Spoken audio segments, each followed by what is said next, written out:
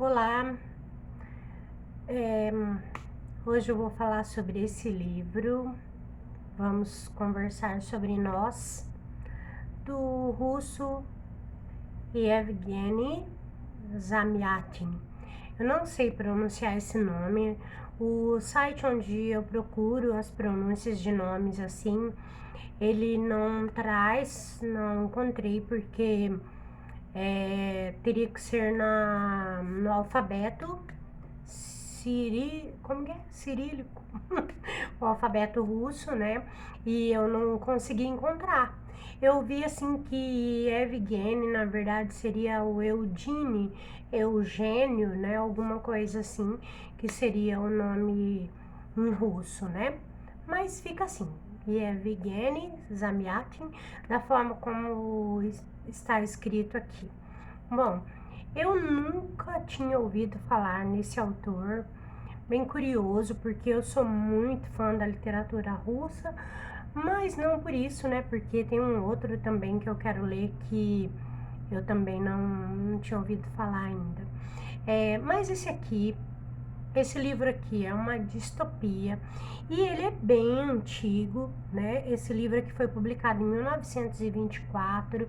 Então, de acordo assim com o que eu pesquisei, ele foi um livro que ele foi o primeiro, ele foi antes de 1984, né, do George Orwell, antes do Admirável Mundo Novo, né? E então ele foi a base, ele foi o primeiro e aí depois esses autores se inspiraram nesse livro aqui. Então é assim, esse livro o meu sobrinho ganhou no dia do aniversário dele e eu fiquei bastante curiosa com essa edição.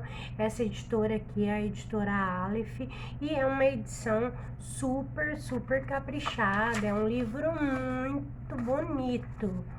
Dá muita vontade de ler porque ele é lindo mesmo. E também esse livro ele vai trazer algumas coisas especiais assim. Ele é uma edição com uma carta do autor a Stalin, porque esse autor ele sofreu perseguição assim de governos de ideologias diferentes. E então ele em 1931 ele escreve uma carta para o Stalin dizendo que ele quer ir embora, né? Outros escritores tinham tido esse benefício de poder se autoexilar. E aí ele escreve essa carta, então. Porque esse livro ele foi censurado na União Soviética, na ex-União Soviética. E ele foi publicado nos Estados Unidos, em 1924. Olha, para ter uma ideia, o Yevgeny ele nasceu em 1884 e morreu em 1937.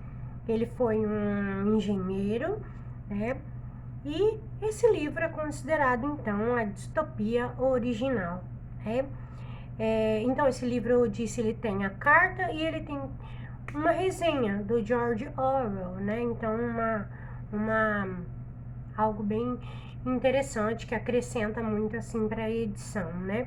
Eu demorei bastante para ler esse livro porque na verdade eu li enquanto eu estava lendo A Montanha Mágica do Thomas Mann e eu não costumo fazer isso. Costumo ler um livro por vez e não gosto assim. Até ano passado fazia isso, mas eu não gosto muito.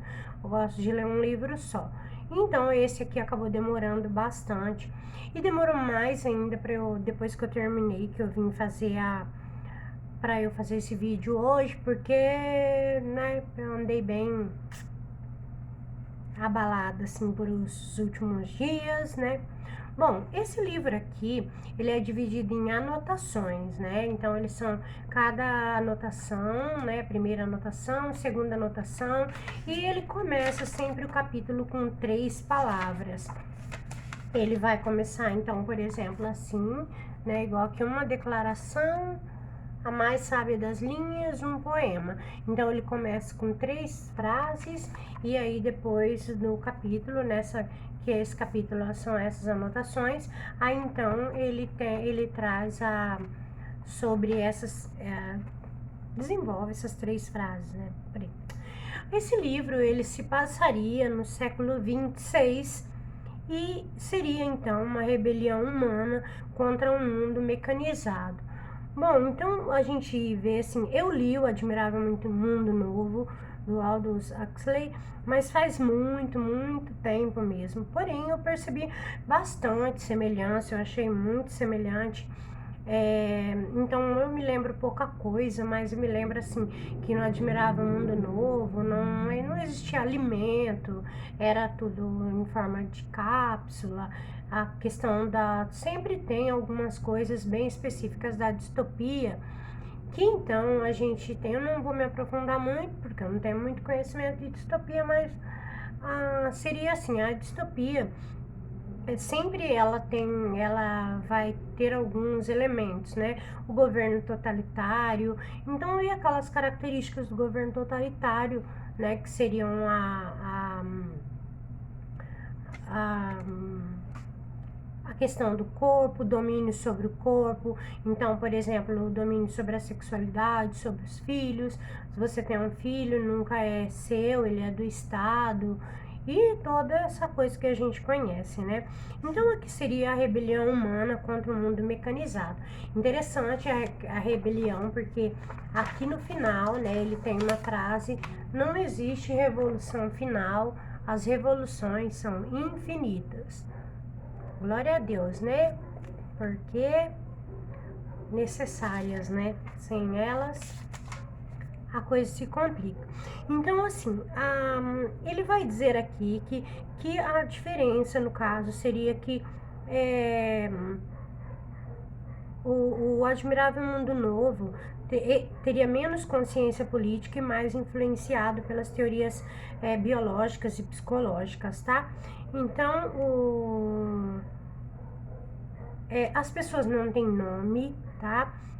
O lugar não tem nome, se chama Utopia, e as pessoas não têm nome, elas têm números. Então, só por aí a gente já percebe, né, essa questão do totalitarismo, da questão da dominação, né, sobre o ser humano. E eles vivem em casas de vidro e têm suas vidas vigiadas por guardiões, né? Isso a gente vê lá em 1984, George Orwell, a questão do grande irmão, né? E usam uniforme, são chamados de unifes aqui. Uniforme também é uma outra questão, essa coisa militar, militarizada, uniforme. A comida é sintética também e é governado por alguém chamado benfeitor. Messias, né? Benfeitor. Então, esse benfeitor, ele é feito uma eleição, mas sempre ele que ganha, nunca tem questionamento dessas eleições, né?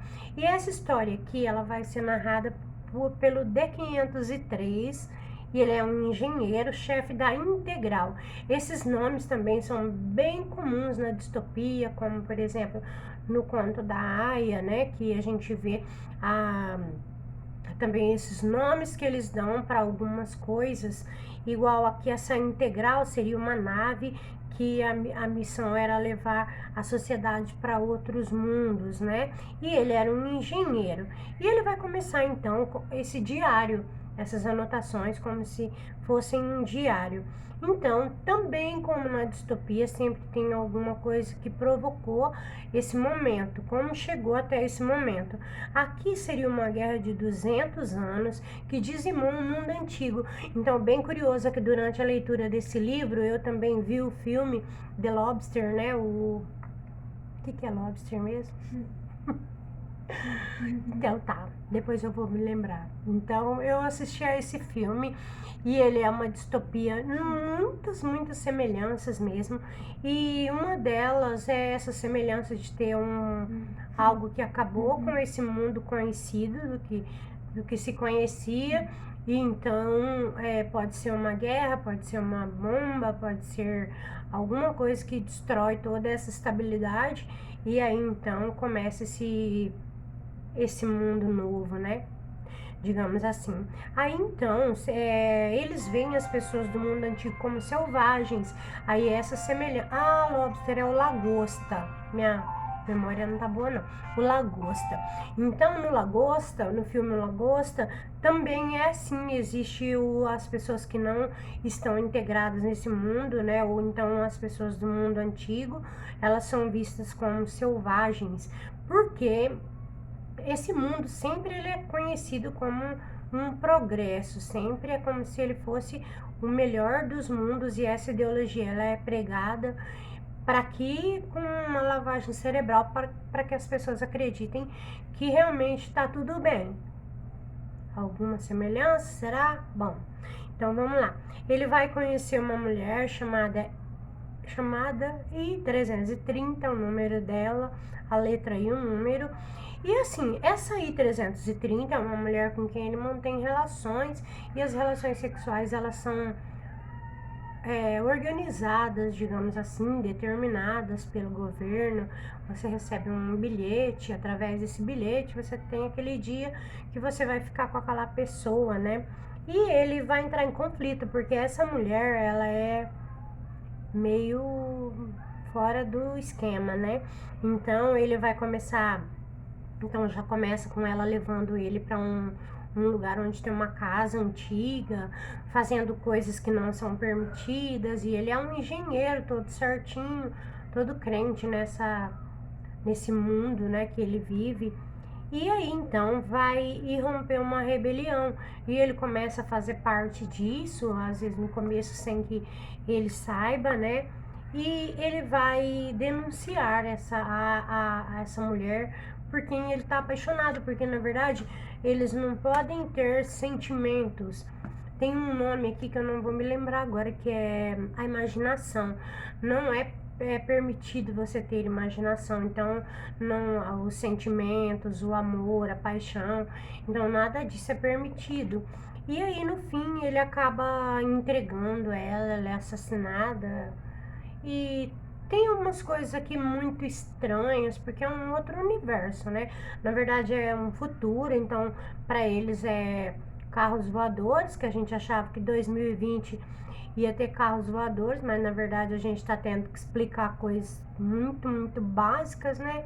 A gente está tendo que explicar algumas coisas assim, né? Bem básicas mesmo, e cadê nem carro voador, né? Mas no caso, para eles aqui no século 26, já teria esses carros voadores, então a forma de tortura, a forma como ela morre, e também algumas coisas que acontecem com ele. Por uns momentos assim, eu tenho a impressão de que ele é uma máquina, sabe? Então talvez seria apenas mesmo uma analogia, alguma coisa assim, certo? Bom, então é isso. Olha, foi um livro que, assim, que eu não gostei muito, confesso. Não é um livro, mas ele é bastante válido pelo conhecimento. Eu acho assim, até para quem gosta de distopia. Na verdade eu não gosto, eu leio distopia meio como uma obrigação, assim, né, mas eu não gosto muito de distopia. Ela é um tipo de literatura que me incomoda muito, me deixa muito incomodada. Por exemplo, Handmaid's Tale, né, o conto da Aya, a série, eu não consegui nem terminar. Se quer terminar, eu tenho muita vontade de terminar, mas eu não consigo, porque ela é algo que mexe muito com a gente, que incomoda muito a gente, sabe? Né, por conta desse totalitarismo, né, dessa restrição, essa limitação da vida das pessoas e etc. Certo? Mas valeu bastante a pena, eu acho que vale a pena conhecer. E essa edição aqui é bem linda, linda mesmo, vale a pena só por, né, por ter uma edição assim tão caprichada. É um livro muito gostoso de ler, certo? Então beleza, então é isso, até mais.